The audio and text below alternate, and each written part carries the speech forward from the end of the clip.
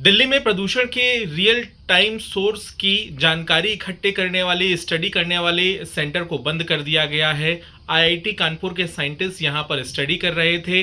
वजह बताने के लिए हमारे साथ जुड़ गए हैं पर्यावरण मंत्री गोपाल राय। क्या अब तक आपकी रिपोर्ट में सामने आया है और हमें बताइए कि कब की ये बात है, ये स्टडी किस तरह से हो रही थी और क्या आगे अब एक्शन प्लान रहेगा सरकार का? देखिए, हम सब जानते हैं कि दिल्ली के अंदर खास तौर से सर्दियों में प्रदूषण का स्तर काफ़ी बढ़ जाता है। लेकिन किस जगह पे, किस वजह से, किस सोर्स के कारण प्रदूषण का स्तर बढ़ रहा है, किस सोर्स के कारण प्रदूषण का स्तर घट रहा है, इसको कैसे एनालाइज किया जाए, इसके लिए दिल्ली सरकार ने जुलाई 2021 में कैबिनेट की बैठक की और जुलाई में कैबिनेट ने यह निर्णय लिया कि आईआईटी कानपुर के साथ मिलकर के इस स्टडी को जो है दिल्ली के अंदर शुरू कराया जाए। उस निर्णय के अनुसार 12 करोड़ रुपए उनको देने थे, जिसमें से 10 करोड़ रुपए इक्विपमेंट के लिए एडवांस देने थे और वो सरकार ने पेमेंट किया। उसके बाद आईआईटी कानपुर ने टेरी के साथ मिल करके पूरे दुनिया से इस तरह के जो इक्विपमेंट है उन्होंने मंगाए। उसको सुपर साइट जो है दिल्ली में इस्टेब्लिश किया गया दीनदयाल उपाध्याय मार्ग पे, और उसके बाद जो है उसकी स्टडी शुरू की गई। 2022 में इसकी रिपोर्ट आनी शुरू हो गई। 2022 में ही एक मोबाइल वैन भी तैयार की गई जो दिल्ली में अलग अलग हिस्सों में जा कर के स्टेशन हो और वो रिपोर्ट दे सके। उस स्टडी से ये उम्मीद बंधी थी कि इस साल की सर्दियों में हम उस रिपोर्ट के आधार पर और बेहतर रियल टाइम जो है एक्शन को जो है हम डिज़ाइन कर पाएंगे, और उसको लेकर के काफ़ी उम्मीद थी, क्योंकि प्रदूषण दिल्ली के 2 करोड़ लोगों से ज़िंदगी से जुड़ा हुआ मसला है।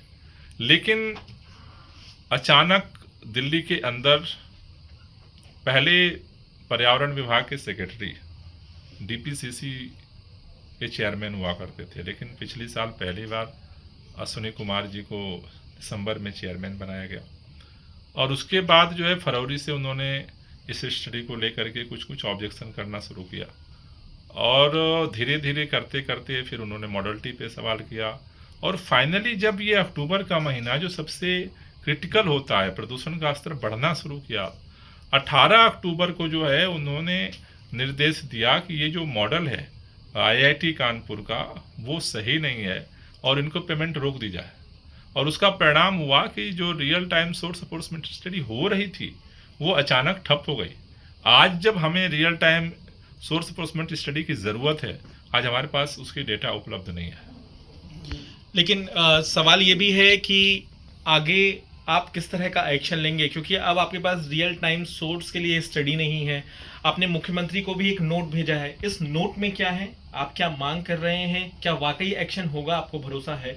देखिए, अभी हमने सरकार के मुख्यमंत्री जी को हमने अपना नोट भेजा है, जिसमें हमने रिकमेंड किया है कि तुरंत जो आईआईटी कानपुर का पेमेंट है उसको तुरंत रिलीज किया जाए, जो बचा हुआ पेमेंट। कितना पेमेंट है?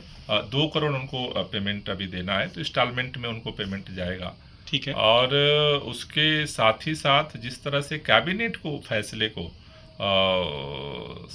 अश्विनी कुमार जी ने चैलेंज किया और व्यक्तिगत निर्णय से उसे पलट दिया, मतलब उन्होंने मंत्री को सूचना देना भी उचित नहीं समझा और पूरे कैबिनेट के फैसले को उन्होंने पलट दिया। उनका कहना है कि इसका जो मॉडलिंग है, इसका जो रिपोर्ट है वो सही नहीं है, तो इसके निर्णय वो नहीं ले सकते हैं। उनको इस बात के लिए सरकार को सुझाव देने चाहिए थे कि भाई इसको किसी सीनियर साइंटिस्ट से, जो इन्वायरमेंटल साइंटिस्ट है, जो इस फील्ड के एक्सपर्ट्स हैं, उनको रिवैल्यूएट कराया जाए।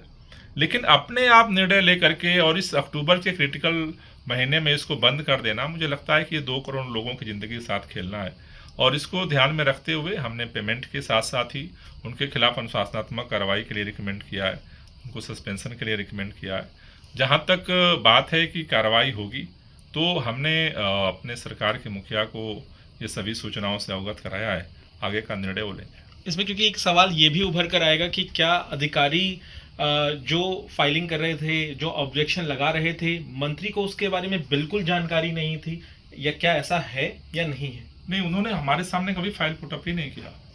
हमने तो नोट भेज करके फाइल को मंगाया। जब ये खबरें आई, मीडिया में भी आने लगी खबरें, आईआईटी कानपुर ने भी फिर ये सूचित किया, हमने पता किया कि भाई बंद क्यों है, उन्होंने कहा पेमेंट बंद है। बिना कोई सूचना दिए बगैर इसको बंद कर दिया गया। फिर हमने नोट भेज के फाइल मंगवाई।